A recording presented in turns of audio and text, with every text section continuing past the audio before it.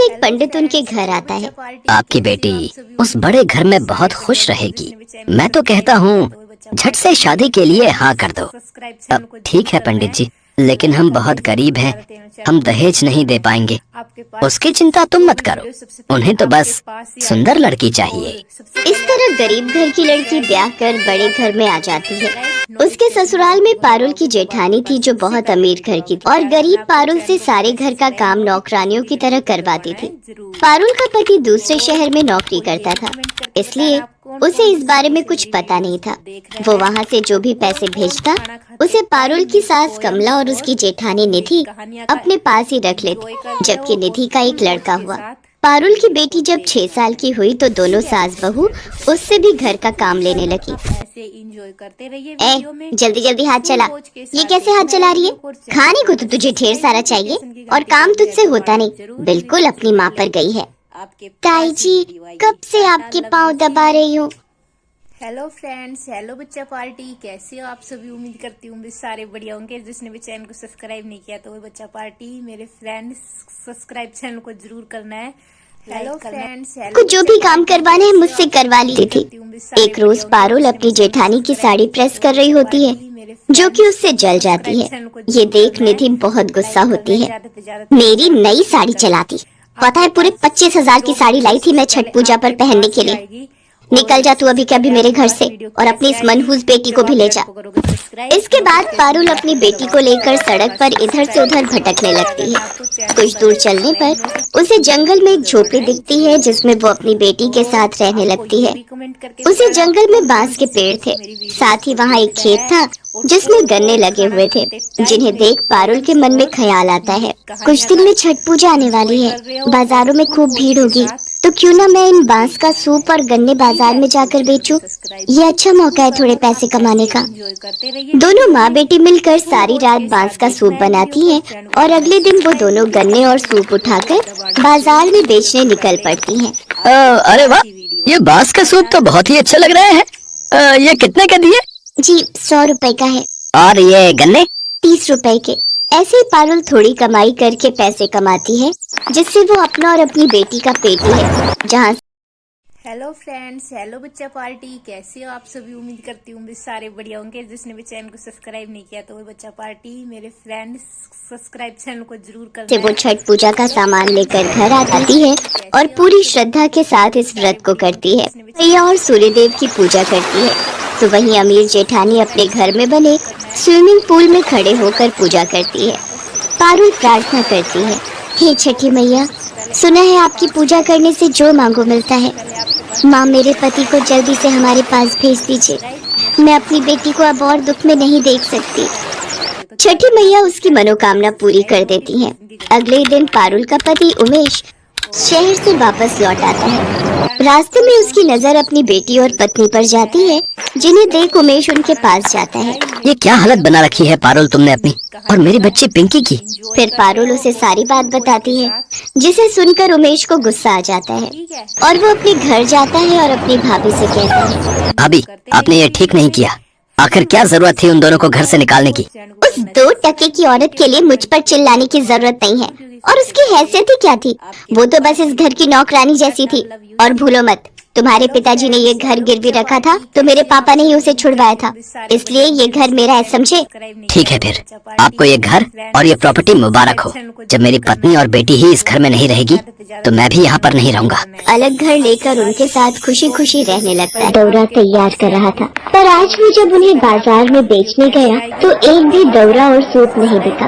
वो थका हारा घर वापस लौट आया। अभी छठ पूजा को 3 दिन बाकी है। छठ मैया का नाम लेकर कल दोबारा फिर सूप और दौरा बेचने जाना। मुझे विश्वास है छठी मैया हमारी सहायता जरूर करेंगी। हाँ हाँ, मुझे भी खीर पूरी खानी है और मुझे 2 कटोरी भर कर देना और भानु भैया को 1। बड़ी आई 1 कटोरी देने वाली, माँ अगर 1 डोलेगी तो मैं भी 2 कटोरी ही खाऊंगा।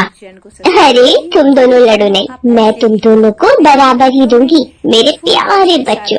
हे छठ मैया, हमारी मदद करो, इनका सामान बिक जाए। आपके नाम में बहुत शक्ति है माँ, आपने हमेशा दुखियों की सहायता की है छठ मैया। सूप ले लो। बहन जी क्या दूं? कुछ खरीद लो भैया जी, आज सुबह से बोनी नहीं हुई। सुनो जी, बड़ी दुकान से खरीदेंगे। पता नहीं ये बांस की टोकरी तो पुरानी लग रही है और सूप भी मैले हैं। भैया ये बांस कच्चा इस्तेमाल किया हुआ है। नहीं नहीं, हमें नहीं लेने। अरे खरीद लेती, उस बेचारे की भी थोड़ी कमाई हो जाती। ले लो भैया सूप, ले लो बांस की टोकरी ले लो। सब लोग बड़े बाजारों से खरीद रहे हैं, क्या करूं छठी मैया, मेरी मदद करो माँ। कोई भी नहीं खरीद रहा माँ। सुरेश निराश होकर घर वापस आ जाता है। कुछ खाने को नहीं है जी, थोड़े से चावल रखे थे, भानु और सोनम को उबाल कर दे दिए हैं। सरला छठ मैया का नाम लेकर ही आज भी ये टोकरी और सूप बेच रहा था, पर किसी ने भी नहीं खरीदे। तुम कहती हो छठ मैया बहुत दयालु है, तो खीर पूरी और ठेकुआ का भोग लगेगा। शांत हो जाइए, कोई बात नहीं। छठी मैया को हम प्रेम और भक्ति से एक फूल भी अर्पण करें तो वो प्रसन्न होती है। अब सो जाओ, फिर सुबह तुम जल्दी उठ जाओगे। सुरेश का मन परेशान था। सरला भी सो रही थी और सुरेश सुबह तड़के ही उठकर घर से निकलने लगा। अभी तो 4 बजे हैं, आप बहुत जल्दी उठ गए।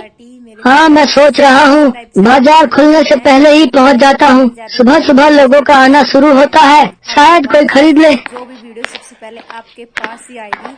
और सूप ले लो, दौरा ले लो। छठी मैया आज कोई ग्राहक आ जाए, मेरी विनती सुनो मैया। घर पर सरला भी सोच में होगी, मैं आज खाली हाथ घर नहीं जा पाऊंगा माँ। टोकरी और सूप लेकर बैठे बैठे सुरेश को शाम हो जाती है, पर ना जाने लोग उसकी ओर देखते और मुंह फेर कर सामान अच्छी दुकान से खरीदने लगते। शायद बेचारे गरीब सुरेश के फटे हाल कपड़े और मैली चप्पल देखकर ही लोग उससे कुछ भी नहीं खरीद रहे थे। वो घर वापस घर चल पड़ा। मैं घर जाकर बच्चों को क्या जवाब दूंगा। सरला का छठ पूजा का व्रत है, वो शाम को क्या खाएगी। ए छठी मैया, हम भक्तों के विश्वास की लाज रखो माँ। कहाँ हो मैया, मेरी मदद करो मैया। रोती रोती परेशान हालत में सुरेश घर हेलो फ्रेंड्स, हेलो बच्चा पार्टी, कैसे हो आप सभी। उम्मीद करती हूँ सारे बढ़िया होंगे। जिसने भी चैनल को सब्सक्राइब नहीं किया तो वो बच्चा पार्टी मेरे फ्रेंड्स सब्सक्राइब चैनल को जरूर करना है, लाइक करना है, ज्यादा से ज्यादा चैनल को शेयर करना है। आपके पास का जाप कर रहे हैं कि आपके व्रत और पूजन से इनके घर में खुशियाँ आएंगी। हे छठ मैया, इनकी सहायता करो। नारद मुनि, मैं अपने भक्तों के विश्वास को कभी भी डगमगाने नहीं दूंगी। मेरा छठा रूप इस प्रकृति और भक्तों के कल्याण के लिए ही हुआ है। जो कोई भक्त प्रेम और श्रद्धा से मुझे याद करेगा, मेरा आशीर्वाद सदैव उनके साथ रहेगा। देखते ही देखते छठी मैया एक बूढ़ी औरत का रूप ले लेती है और सुरेश के पास पहुंचती है। सुरेश को जब होश आता है, वो अपने आप को एक झोपड़ी में पाता है। आप कौन है माँ, और मैं यहाँ कैसे आया। बेटा, तुम रास्ते में बेहोश हालत में गिरे हुए थे, मैं ही तुम्हें यहाँ लाई हूँ। माँ आपका बहुत बहुत शुक्रिया। अब मैं चलता हूँ, घर में सरला और बच्चे मेरी राह देख रहे होंगे। आपने मेरी मदद की माँ। मेरे पास उपहार स्वरूप में आपको देने के लिए ये दौरा और सूप है। माँ ये एक दौरा और सूप आप मेरी तरफ से रखो। आज छठ मैया की पूजा है, आप भी तो माँ समान हो। खुश रहो बेटा, ये उपहार मुझे बहुत प्रिय है। ये लो बेटा, ये पोटली में छठी मैया का प्रसाद है, इसे मेरी तरफ से रख लो। बूढ़ी अम्मा से विदा लेकर सुरेश अपने घर की ओर चल पड़ता है, पर अभी भी सुरेश चिंता में ही था। देवी छठी, क्या सुरेश आपका आशीर्वाद पाकर चिंताओं से मुक्त होगा। नारद मुनि, मेरे भक्त संपूर्ण विधि विधान से मेरे व्रत को रखते हैं। सरला देवी मेरे नाम का दीपक जलाकर मेरी पूजा की है, फिर भला मैं उसे पूजा का मीठा फल दिए बिना कैसे रह सकती हूँ। और फिर छठी मैया मुस्कुरा देती है। उधर सुरेश घर पहुँचता है। अरे आप कहाँ रह गए थे, मैं बड़ी देर से पूजा के लिए आपका इंतजार कर रही थी। और ये 2000 रुपए इतने के ही थे ना, सब मिलाकर सूप और टोकरियाँ। बहुत खुश हुई वो महिला, बोल रही थी कि बाजार से नहीं खरीद कर ला सकी। किसी ने हमारा पता दिया था, तो जो आप घर पर रख गए थे वो सारे उन्होंने खरीद लिए।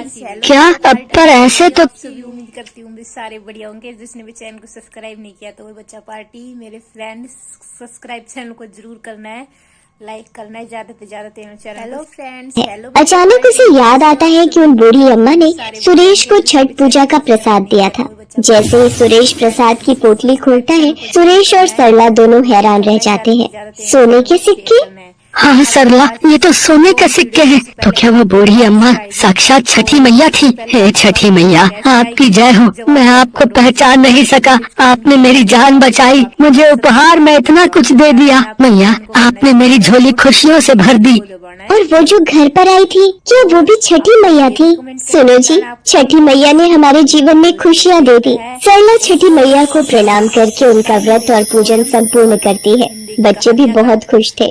देवी छठी, आपकी जय हो। आज तो आपकी अद्भुत लीला ठीक है, और चैनल को सब्सक्राइब भी जरूर करना। और आप ऐसे इंजॉय बच्चा पार्टी मेरे फ्रेंड्स, सब्सक्राइब चैनल को जरूर करना है, लाइक करना है, ज्यादा से ज्यादा चैनल को शेयर करना है। आपके पास जो भी वीडियो सबसे पहले आपके पास ही आएगी। और सबसे पहले आपके पास वीडियो कैसे आएगी?